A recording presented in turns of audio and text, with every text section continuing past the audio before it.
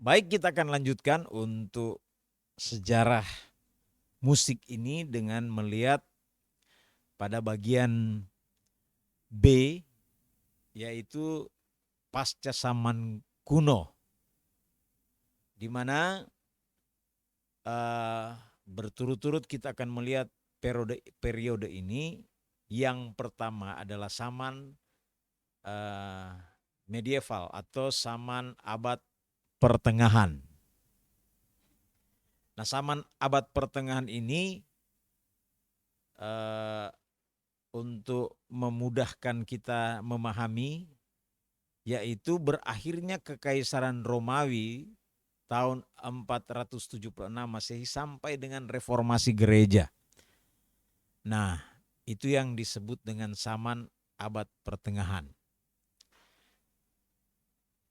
Saudara sekalian, setelah Kekaisaran Romawi itu berakhir, terjadi disintegrasi politik di Eropa. Kekuasaannya terpecah ke dalam banyak kerajaan kecil. Nah, di situasi inilah agama Kristen menjadi kekuatan yang mampu menyatukan Eropa. Kristen tidak hanya mempengaruhi politik tetapi juga musik. Di masa ini terjadi begitu banyak perubahan dalam segala bidang, termasuk kebudayaan, di mana musik ada di dalamnya. Nah, terdapat dua jenis gaya musik yang umum di zaman abad pertengahan ini, yaitu monofonik dan polifonik. Monofonik itu ada di awal zaman abad pertengahan atau medieval ini. Ya. Monofonik adalah musik yang hanya terdiri dari satu melodi saja tanpa digabung dengan chord atau melodi lainnya. Ya. Nah, contoh itu ada pada nyanyian Gregorian, di mana musik itu disenandungkan satu orang atau satu grup biarawan dengan satu melodi yang sama. Nah, contoh monofonik, ya, kalau saudara pernah ingat, ya, dan barangkali yang lebih familiar adalah orang-orang tua saudara, ya, yaitu eh, handphone Nokia 3310. Nah, nada deringnya itu monofonik. Jadi bentuk tersebut merupakan bentuk utama yang juga dikenal dengan sebutan kidung Gregorian. Ya. Nah, kidung Gregorian ini dengan atau bersama plain chant. Nah, plain chant adalah bentuk musik gereja tanpa iringan instrumen atau hanya kidung atau juga hanya nyanyian orang. Nah, inilah jenis musik yang diizinkan dalam gereja pada waktu itu. Nah, selanjutnya di akhir dari zaman abad pertengahan ini, musik berkembang menjadi polifonik dan digunakan secara luas di zaman-zaman selanjutnya.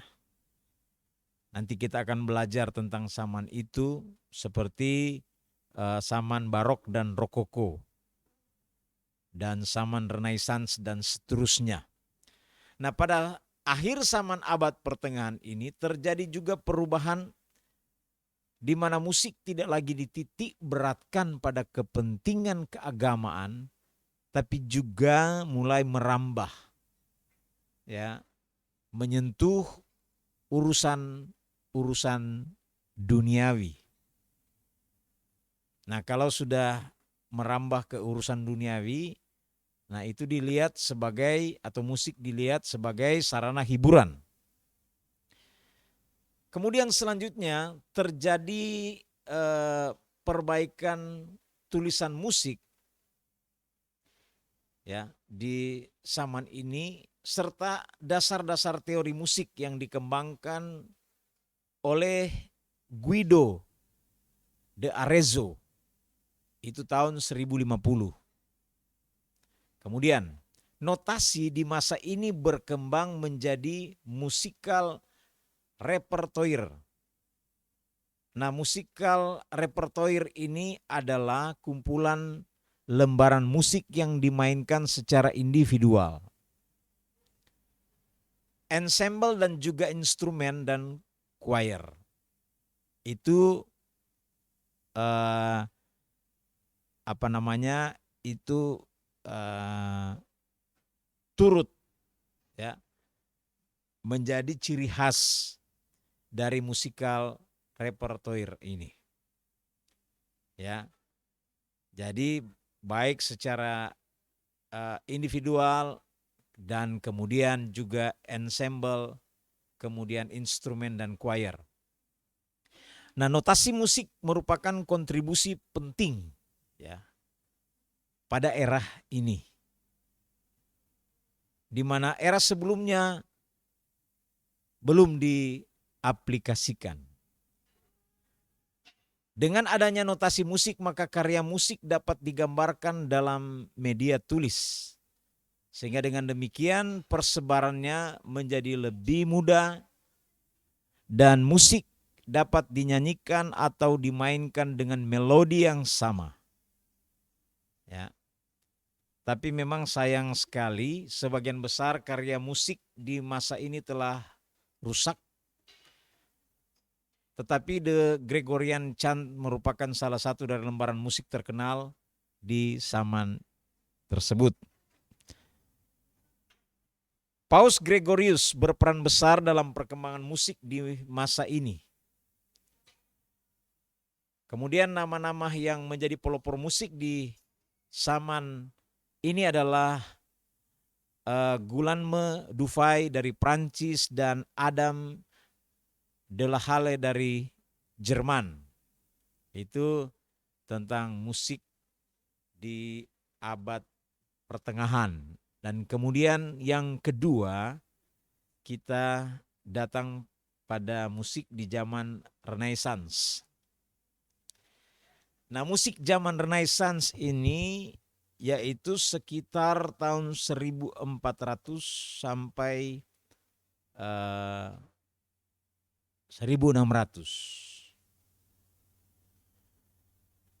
Nah, di masa ini pengaruh seni gereja mulai melemah.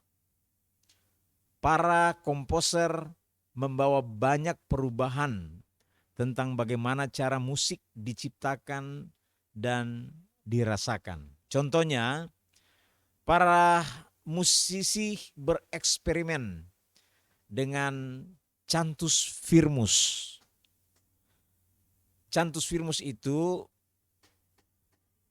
yaitu para musisi lebih banyak menggunakan instrumen dengan bentuk musik yang lebih rumit. Ya, sehingga pada waktu itu mencakup 6 bagian suara.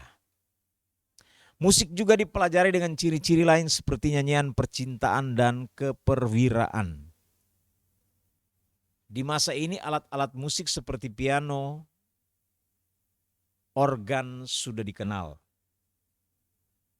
Kemudian di kota Florence muncul dan berkembang seni opera, yaitu sandiwara yang disertai iringan musik dan penyanyi. Kemudian di masa ini juga chords lebih fleksibel, disesuaikan dengan gaya para musisi. Komponis pada zaman Renaissance antara lain Giovanni Gabrieli dan Galilei, keduanya dari Italia. Kemudian ada Claudio Monteverdi dari Venesia. Ada Jean Baptiste Lully dari Perancis. Itu yang kedua. Dan kemudian kita datang kepada